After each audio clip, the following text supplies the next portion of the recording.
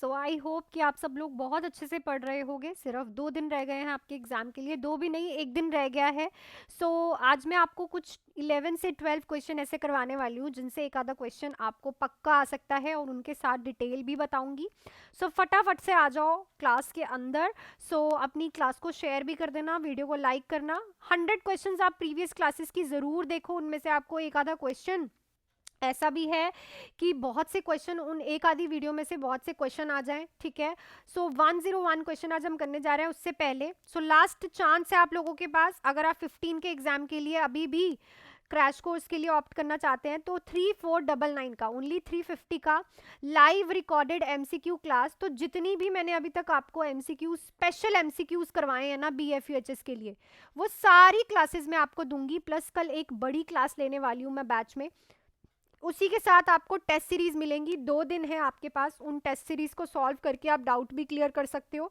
And golden की pointers मिलेंगे 349 में। आप बस इस नंबर पे मुझे मैसेज कर सकते हो 349 बैच फॉर बीएफयूएचएस, आपको सारी डिटेल्स मिल जाएंगी। Plus DHS Punjab and GMCH के लिए जो ये वीडियोस देख रहा है उनके लिए भी बैचेस शुरू होने जा रहे हैं बाय मंडे। मंडे से न्यू बैचेस शुरू हो रहे हैं भाई, पेपर के बाद रुकेंगे नहीं हम। 3 मंथ्स के बैच की फीस है 2299, 4 मंथ्स के बैच की फीस है 2499। आज ही आप लोग इस नंबर पे कॉल या फिर मैसेज करके रजिस्ट्रेशन करवा सकते हो, और जो प्री रजिस्ट्रेशन करवाएगा मंडे से पहले उसको ऑफर्स भी मिलेंगे। ठीक है, अब ज्यादा टाइम वेस्ट ना करते हैं, हम चलते हैं और क्वेश्चंस को अच्छे से समझते हैं। हर एक क्वेश्चन को कॉपी लेके बैठ जाओ और लिखना। चलो, पहला ही क्वेश्चन है, when collecting a mid stream urine specimen the nurse should. तो जब आप एक मिड स्ट्रीम स्पेसिमेन यूरिन ले रहे हो तो नर्स को क्या करना चाहिए, ये भी प्रीवियस क्वेश्चन है। Have the patient begin voiding directly into the container, discard the first portion of the urine stream, use the first morning urine sample, insert the catheter to obtain the sample. एक तो होता है morning sample urine का, ठीक है, एक होता है रैंडम सैंपल। ठीक है, तो हम यहाँ पे इन्होंने हमें स्पेसिफाई नहीं किया कि हम कौन सा यूरिन का सैंपल ले रहे हैं, सिंपली लिखा है मिड स्ट्रीम यूरिन। तो मिड स्ट्रीम यूरिन का मतलब होता है कि अगर पेशेंट यूरिन पास कर रहा है तो जो पहला यूरिन आया वो नहीं लेना है, सेंटर में जो यूरिन पोर्शन आएगा उसको लेना है। तो हम यहाँ पे पेशेंट को बोलते हैं डिस्कार्ड करे first portion of the urine stream. जो यूरिन स्ट्रीम चल रही है उसकी, ठीक है, जब वो सैंपल कंटेनर लेके जाता है तो पहले जो यूरिन आए उसको डिस्कार्ड कर दे, उसके बाद मिड स्ट्रीम यूरिन लेना चाहिए। ऐसा क्यों बच्चे, जब आप फर्स्ट यूरिन जो पहला यूरिन आता है उसको लेते हो तो वो विद द आउटर पोर्शन के साथ, विद जो सिक्रीशंस है उसके साथ कांटेक्ट में आता है, पर जो मिड स्ट्रीम यूरिन है उसमें कोई भी ऑल्टरेशन नहीं होती। ठीक है ना, तो फर्स्ट यूरिन को हमेशा क्या करते हैं, डिस्कार्ड करते हैं, और हम क्या करते हैं, जो मिड स्ट्रीम यूरिन होता है उसको लेते हैं। क्लियर, तो हमेशा याद रखो कि जब भी आप पेशेंट को मिड स्ट्रीम यूरिन के लिए बोलते हो तो उसको ये समझाना, क्योंकि पेशेंट को नहीं पता होता मिड स्ट्रीम का मतलब क्या है, तो आपको ये पेशेंट को बताना होता है। ठीक है, नेक्स्ट है, which pulse site is most commonly used for CPR.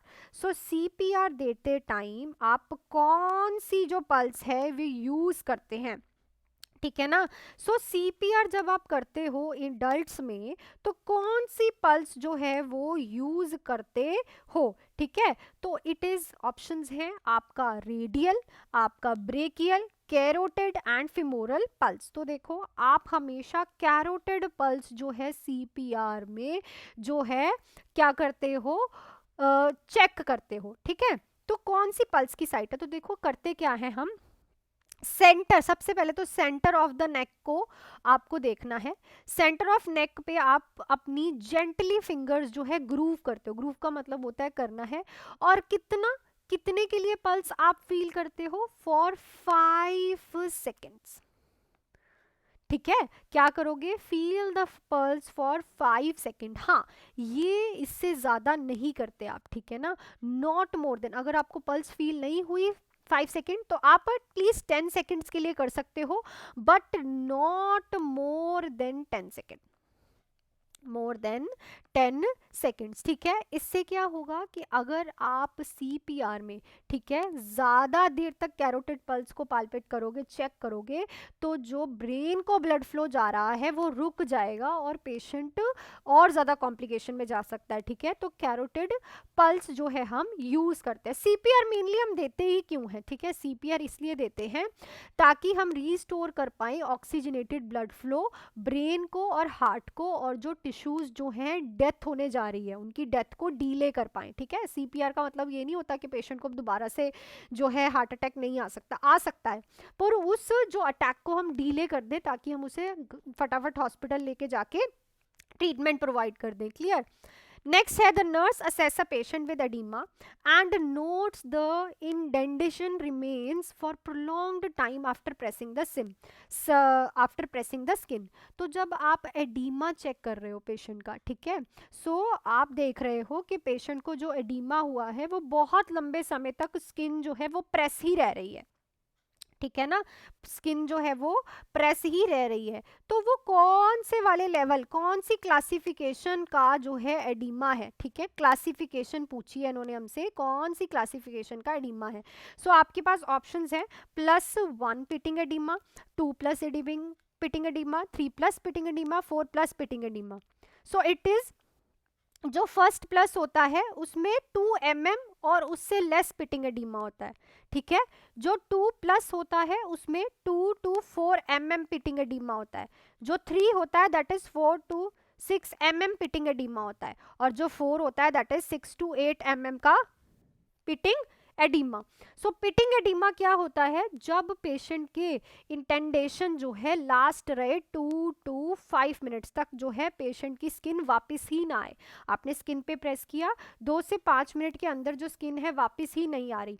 ठीक है, 3+ तब होता है जब लॉन्गर देन 1 मिनट हो, 1 मिनट से ज्यादा हो। 2+ तब होता है जब 10 to 25 सेकेंड्स हो। ठीक है, और +1 तब होता है जब वो रैपिडली डिसअपियर हो जाए, मतलब आपने प्रेस किया और स्किन जो है वो वापस से दोबारा से ऊपर आ गई।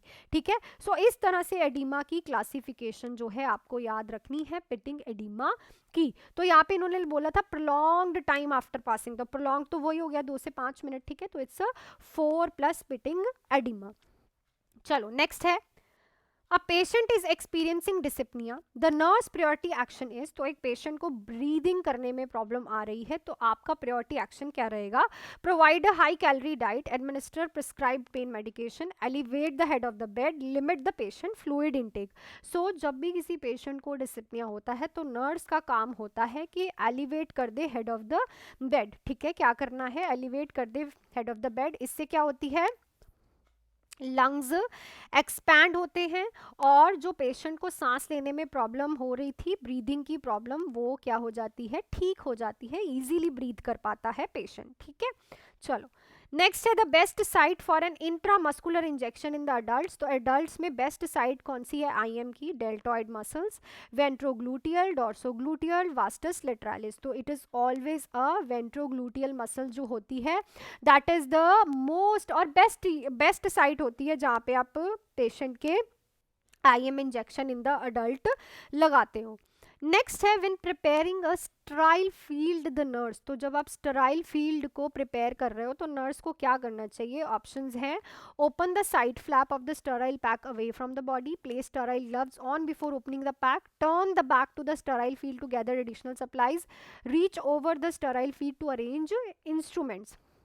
याद रखो, जब भी आप एक स्टराइल फील्ड में हो, तो स्टराइल मतलब किसी की सर्जरी हो रही है तो उस फील्ड में हो, OT में हो, तो कभी भी आप उस जगह की तरफ बैक नहीं करते, क्योंकि आपकी बैक जो है वो कंटेमिनेटेड मानी जाती है। प्लस स्टराइल ग्लव्स को कभी भी आप ओपन नहीं करते, बिफोर ओपन नहीं करते। ठीक है ना, हमेशा याद रखो on before open the pack, opening the pack. ठीक है, plus reach over the Sterlite, हमेशा उसके पास जाके नहीं खड़े हो जाना। जो ट्रॉली होती है ना स्टराइल फील्ड वाली, उसके पास जाके नहीं खड़े होना कि इंस्ट्रूमेंट्स को ठीक करो। नो, हमेशा उनको एक वे होता है पिक करने का और एक वे होता है कि उनको कैसे उठाना, उनके साथ टच नहीं होना होता।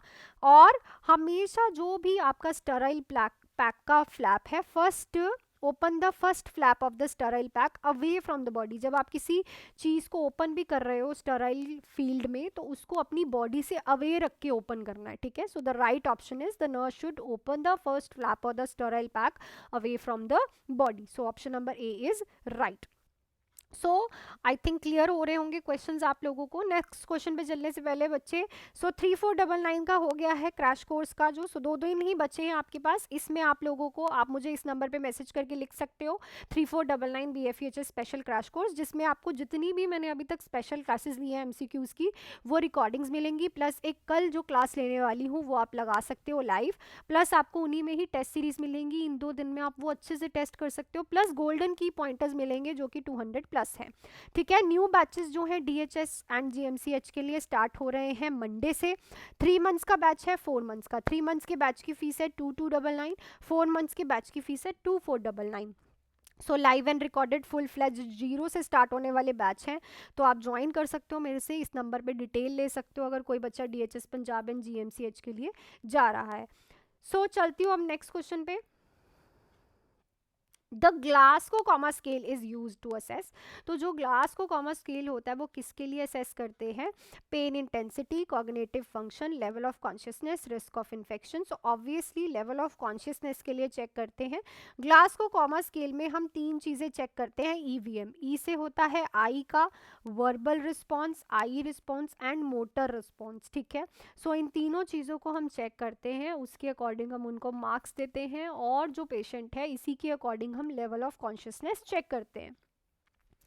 नेक्स्ट है which electrolyte imbalance is commonly associated with muscle weakness and fatigue. तो मसल वीकनेस एंड फटीग से कौन सा इलेक्ट्रोलाइट इम्बैलेंस है? हाइपरकैलीमिया, हाइपोकैलीमिया, हाइपरनेट्रीमिया, हाइपरकैलेसीमिया। सो ऑलवेज याद रखो पोटाशियम जो है वो हेल्प करता है मसल एंड नर्व की कंडक्शन में। नर्व प्लस मसल एक दूसरे से कम्युनिकेट करके काम करते हैं, और उन कम्युनिकेशन में हेल्प करता है पोटाशियम। और अगर किसी की बॉडी में पोटाशियम कम है तो उसको मसल वीकनेस एंड फटीग रहेगा ही रहेगा।